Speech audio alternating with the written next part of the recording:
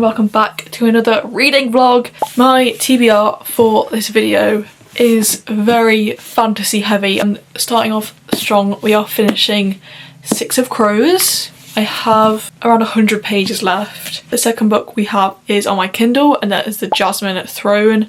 I am 10% through it so far. I started it last night and it is incredible. And then my last book that I want to be reading in this vlog is The Magic Faraway Tree. I've really been in the mood for fantasy recently. Priority right now, I feel like, is The Jasmine Throne because it's just incredible.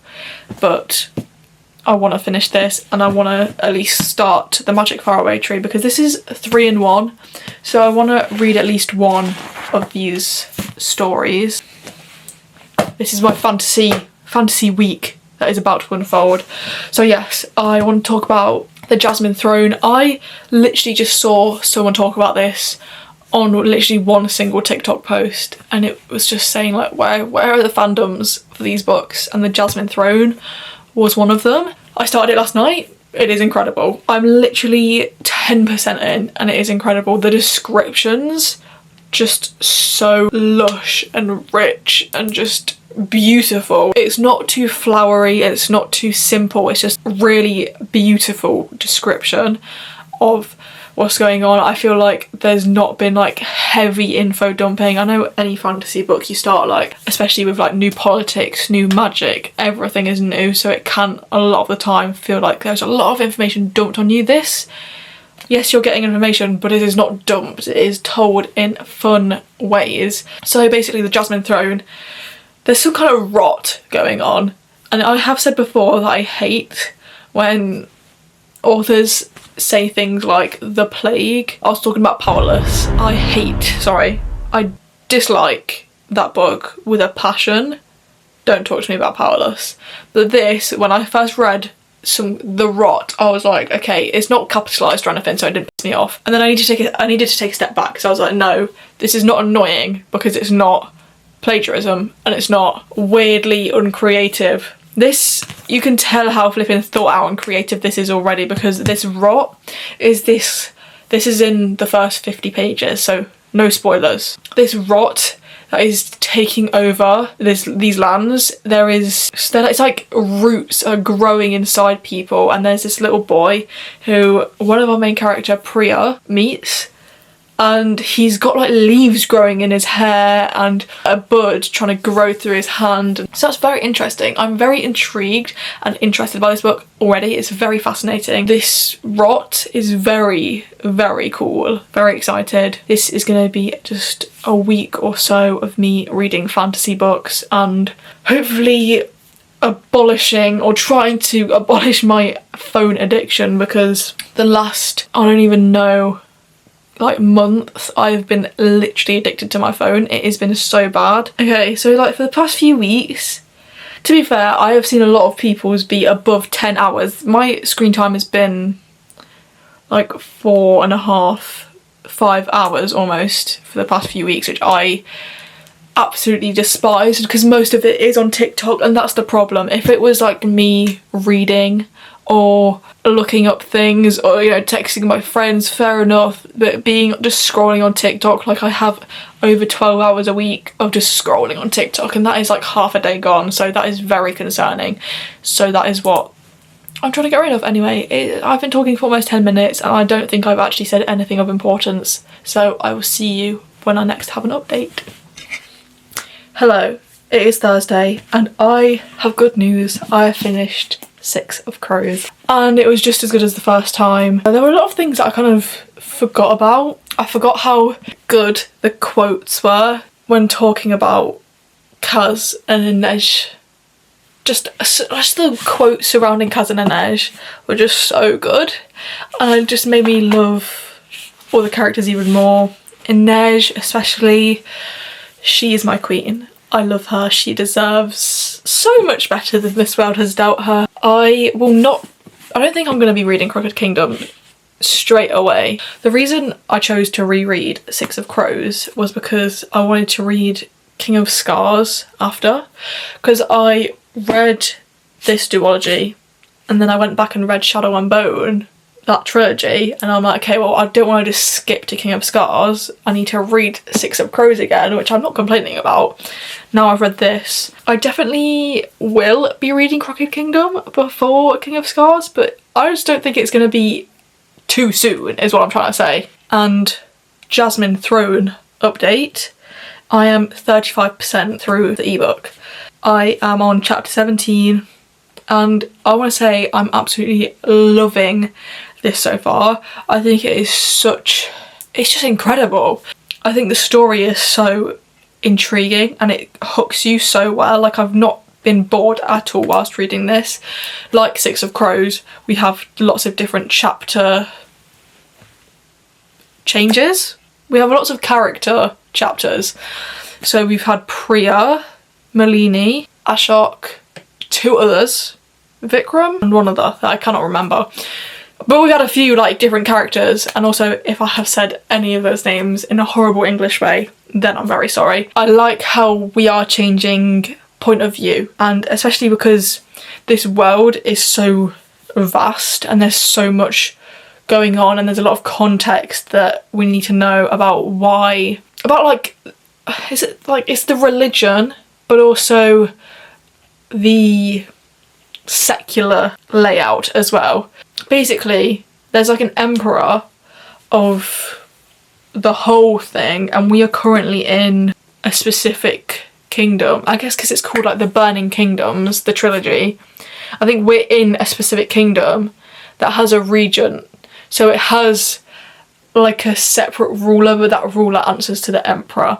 Basically, it's very cool. Like, the politics are very cool. The actual world, like, I just think the way this writer, Tasha Suri, who also, I didn't know, is the writer of, or the author of The Isle of in the Silver Sea. Of the Silver Sea? In the Silver Sea. But that book, I've had my eye on, and I started to read that on my Kindle like last month. I never carried on because I just forgot I was reading other things.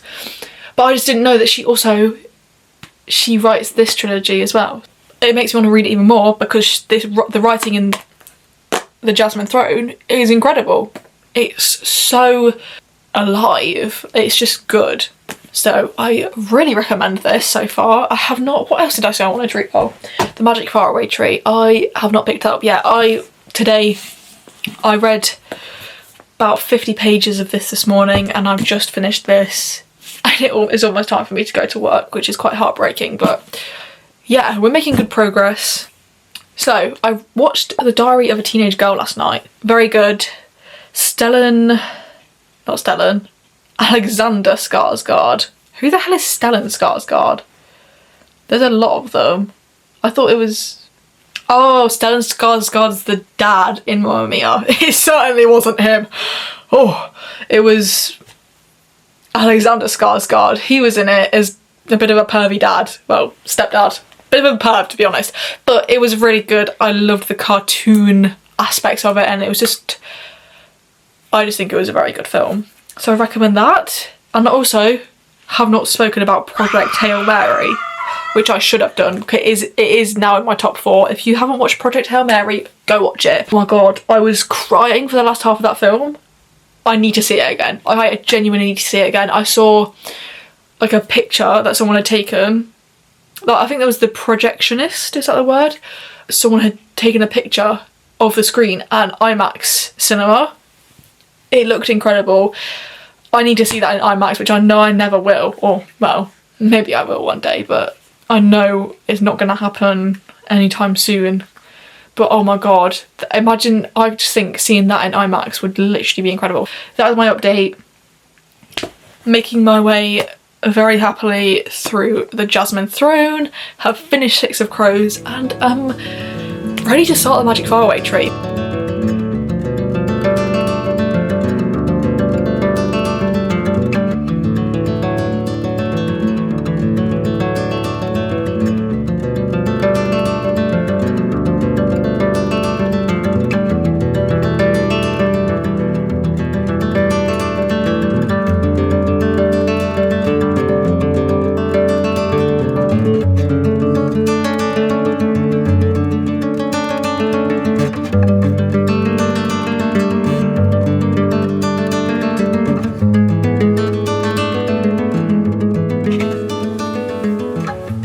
Hello.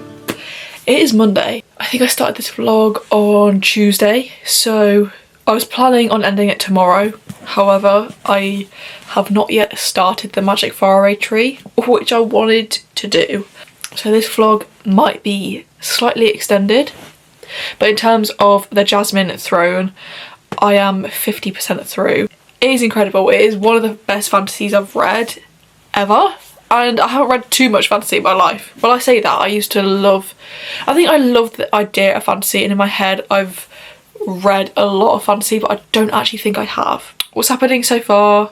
We're bouncing from character to character in these chapters. We have just found out that a noble household has been murdered by rebels, and the regent was in that house when that happened, but the regent wasn't killed. And it's just like, what... It's like a changing of the guards. It's like, what is gonna happen next? Like, we're on like a tipping point. It could go either way. I don't know which way it's gonna go. This is a trilogy, so I'm it's just very intriguing, and it's very much holding my interest a lot. In other news, I am seeing Project Hail Mary again tomorrow. I'm so excited to watch it. It's just one of those films that's absolutely incredible, you know? And I'm gonna be crying just as much, so I will be taking tissues. I took tissues last time. They're in my bag by my feet, and I was in a recliner. I couldn't reach down and get that. Oh no. Guess who finished the Jasmine Throne? Me! It was me. Wow, this book is incredible. Do I recommend it? Hell to the yes. I think this is one of the best fantasies I've ever read, and it is a trilogy, and the way it has ended, I'm very excited to read the next one. And I've just seen this bit at the end where it says meet the author, and it says she studied English and creative writing at Warwick University and is now a cat-owning librarian in London. So basically, this gives me hope. I am going to be an author like her one day.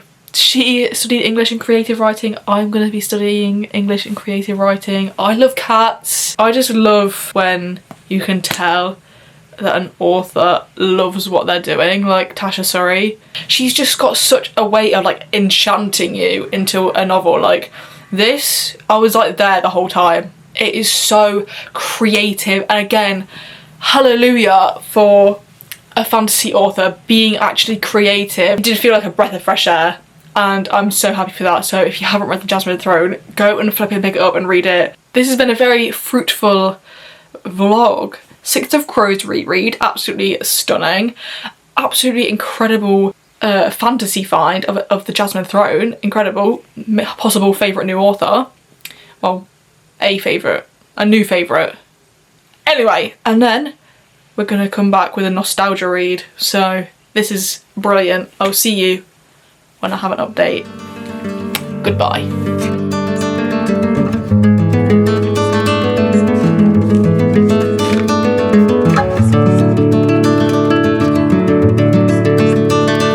Saturday, and I have some updates to tell you about. I am on chapter 25 of the Magic Faraway Tree / the Enchanted Wood. I wanted to come in with an update because I don't think I'm going to finish it before I get to work, so I thought I'll give an update now, and then when I've completely finished it, give you an update tomorrow and end the vlog tomorrow. Let's talk Magic Faraway Tree / Enchanted Wood. I just feel right back at like 8 years old. Like, I remember exactly reading the start of this when they're going into the Enchanted Wood for the first time. I can picture it. I pictured exactly what I was imagining at that age, and that just is so nostalgic and sweet. One thing I absolutely love is the art throughout this, the pictures and the chapter designs like these, so cute. And then like the actual pictures throughout are just, let me find one that I love, like this. Hello, just a whole page.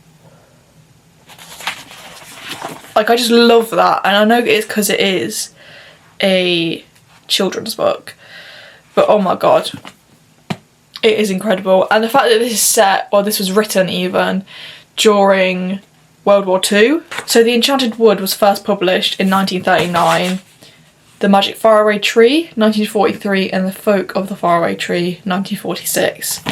That is contextually very important, I think, because it is, I think it just represents like how children during the war were trying to, you know, they were sent off to the countryside in this book. Jo, Beth and Franny moved to the countryside with their parents and stepped foot into this enchanted wood, this enchanted world, and I think it is just very much representative of the children during the war who had to come up with these insane imaginations. It's like flipping the Chronicles of Narnia, like that is set during the wartime. They get sent off to the countryside and they have to find a way to cope. Their imagination is their way to cope. They are making these worlds in their mind so that they don't have to come to terms with the fact that the world feels like it's ending. And I think that is very current with what's going on now. The fact that so many people turn to reading, turn to books and creativity is to try and cope with and escape the horrors that are persisting in the world right now. It is insane, and I think art and creativity is a way that a lot of people are able to cope with that. So I think this is very, even though this was published 80 years ago, it is still extremely current. Almost 90 years ago. Yeah, almost 90 years ago. It is just completely relevant still to the way that we have to use our imaginations and creativity to cope with what's going on, to stay happy, to stay hopeful when so much horror and just violence is going on in the world. I think this is just like a symbol of hope, and that obviously this was written this was published in 1939. This was, children were reading this when the war was going on. They were reading this to escape. I'm reading it to escape. I think it is very important that books like this can remind us that there is hope and we need to stay hopeful, because horrible things have happened before and they're happening again, and horrible things will always be happening. It's just how we act about that, how we can be the change you want to see in the world is basically what I'm trying to say. Be the change you want to see in the world. And yeah, but this is great. I am close to finishing The Enchanted Wood. Usually I think a book like this would put me off because of, I don't know if I've said this before, but I think a lot of times when I'm either watching shows or reading books and things keep going wrong, only to go back to normal for like a second and then going wrong again. It's like The Hobbit. It's like The Hobbit in the way that they're fine for a second and then something bad happens again. And then they're like, oh, how are we going to get out of this? And then they resolve it for like a second and then they're like, oh, how are we going to get out of this mess again? I'm usually not a big fan of those books or shows because I'm just like, why are we going through all this flipping mess just to be fine again at the end? To me, I could get very frustrated with that kind of book or show. But in this, I'm very much enjoying it because I know it's children. I know it's supposed to be silly and funny. And I think that was the same for The Hobbit as well. I kind of knew what I was getting myself into, so that is why I was okay with it. I think if I go into a story that I don't know when that's going to be like that, I'm just like, oh my god, what is the point? And I get really put off it. But this is great and fun because it's fun and it's silly and it's targeted for children. But yes, I will come back to you when I finish this, and I'll see you very soon. Also, I didn't realise, but I literally, guys, I have moon face. Just sat in the video back there.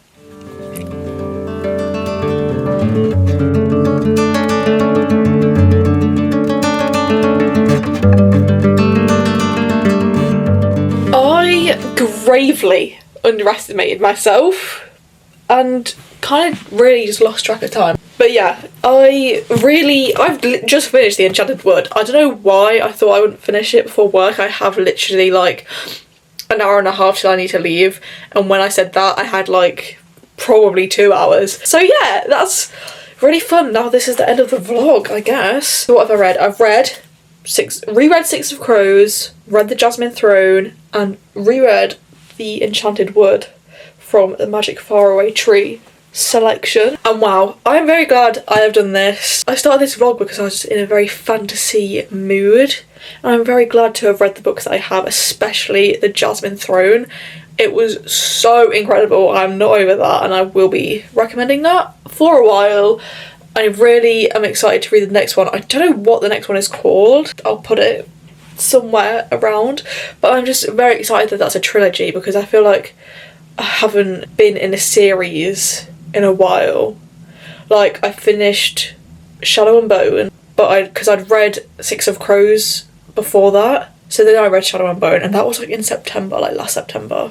It is March, and since then I don't think I've read a series. So yeah, it's very nice to start a brand new series that I haven't heard that much about, and especially Tasha Suri. I am very excited to dive into her work, because that book is incredible, and that just makes me even more excited for The Isle in the Silver Sea. Very excited. And The Magic Faraway Tree, incredible. I didn't realise how old this book was. When I thought of Enid Blyton, well, to be fair, actually, I know my mum's read it. Like, I know my mum read Enid Blyton growing up, but I didn't know The Magic Faraway Tree came out in like late 30s, early 40s. Like, that is a while ago. I just think this is, like, I read this because I wanted the whimsy vibes. Whimsy was achieved. Very whimsy, very spring. This was on my spring TBR. I've still got the 2 other stories in here to read, but I only wanted to read one for this vlog, and I'm very glad I did. So yes, thank you for watching. My moon face says thank you as well, and see you in the next one. If you like this, let me know. I think this is my first like themed genre reading vlog. There's going to be a lot of firsts for my reading vlogs, because obviously I'm starting them, so actually I need to shut up. But yes, thank you. Thank you for watching, and I will see you in the next one. Goodbye.